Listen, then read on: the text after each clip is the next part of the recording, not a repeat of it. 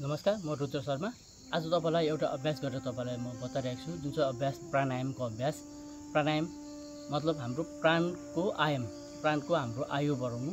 कसरी भन्दाखेरि अनुलोम विलोमको अभ्यास। प्राणायाममा हाम्रो थुप्रै अभ्यासहरू छ, तीमध्ये म तपाईलाई अनुलोम विलोम अभ्यास गरेर तपाईलाई म बताइरहेको छु, जसको अभ्यासले हाम्रो सुगर लेभललाई, एन्जाइटी, डिप्रेसन जस्ता प्रब्लमलाई पनि हामीले कन्ट्रोल गर्न सक्छौँ यदि हामीले निरन्तर रूपले हामीले अनुलोम विलोमको अभ्यास गऱ्यौँ भने। यसको अभ्यास गर्दाखेरि तपाईहरु जस्तो हिसाबले बस्न सक्नुहुन्छ, तपाई उठेर बस्न सक्नुहुन्छ उठेर, बसेर सक्नुहुन्छ बसेर। यसलाई जतिसक्दो हामीले खाली पेटमा गर्नुपर्छ। अनि तपाईहरुले एकदम यसरी खुल्ला जग्गामा जहाँ चाहिँ अक्सिजनको मात्रा ज्यादा हुन्छ त्यहाँ गर्नुभयो भने एकदम राम्रो हुन्छ। अनि तपाईहरु बस्दाखेरि तपाई यसरी सिधा आसनमा बस्न सक्नुहुन्छ, सुक्खा आसनमा बस्न सक्नुहुन्छ, अनि तपाईहरु पद्मासनमा पनि तपाईहरु बसेर गर्न सक्नुहुन्छ। तपाईहरुको जस्तो हिसाबको कन्डिसन छ त्यही हिसाबले बसेर तपाईले यो अनुलोम विलोमको अभ्यास गर्न सक्नुहुन्छ। यसको अभ्यास गर्दाखेरि सर्वप्रथम हामीले एउटा हातलाई, देब्रे हातलाई यसरी ज्ञान मुद्रामा अनि दाहिने हातलाई हामीले बम मुद्रामा यसरी राखेर तपाईले अनि बुढी अमलाले दाहिने नासिकालाई टेल्नुहोस्, बन्द गर्नुहोस् अनि देब्रे नासिकाबाट हलुका इनहेल गर्नुहोस्।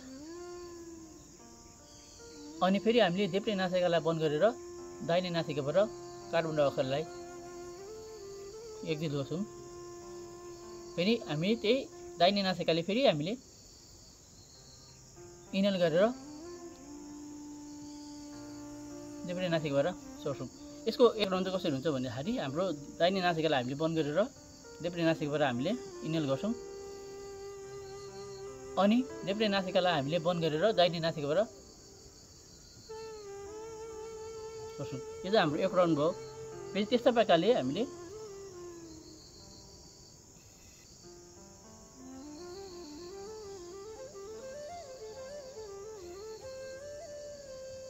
यसलाई तपाईले सुरुवातमा तपाईले यसलाई टाइम छैन भने तपाईले 1 देखि 2 मिनेट तपाईले प्र्याक्टिस गर्नुहोस्। अनि तपाईलाई रेगुलर प्र्याक्टिस भएपछि तपाईले कुनै पनि समस्यालाई तपाईले हल गर्न चाहनुहुन्छ भने यसलाई कमसेकम 15 देखि 20 मिनेट तपाईले यसलाई रेगुलर रूपले आफ्नो जीवनको एउटा हिस्सा बनाएर तपाईले प्र्याक्टिस गर्नुहोस्। एक दिन या त 2 दिन मात्रै गरेर तपाईले यसको कुनै लाभ लिन सक्नुहुँदैन। प्राणायामको साथसाथ तपाईले योग अभ्यास पनि आसन पनि गर्नुपर्छ। आसन र प्राणायामलाई तपाईले अनुलोम विलोमलाई मिलाएर गर्नुभयो भने तपाईको जुनै पनि समस्या छ त्यसलाई तपाईले कन्ट्रोल गर्न सक्नुहुन्छ। विभिन्न समस्या, डिप्रेसन, एन्जाइटी अनि सुगर जस्ता जुन समस्याहरू छ त्यसलाई पनि हामीले कन्ट्रोलमा लिन सक्छौँ यदि योगलाई आफ्नो सिस्टमेटिक तरिकाले हामीले गर्यौँ भने। यसलाई तपाईले आफ्नो जीवनको हिस्सा बनाएर रेगुलर रूपले तपाईले यसलाई अभ्यास गर्नुहोस्। अनि हामी डाइरेक्ट प्रकृतिसँग कनेक्सन भएकोले गर्दा हामी पञ्चमहाभूतले बनेको हाम्रो शरीर, त्यस्तो प्रकारले हाम्रो रुखपातहरूलाई हामीले संरक्षण गर्नुपर्छ। त्यसै पनि आज इन्भाइरोमेन्ट डे हो। इन्भाइरोमेन्ट डेमा हाम्रो रुखपातै छैन भने हामीले अक्सिजन लिन सक्दैनौँ।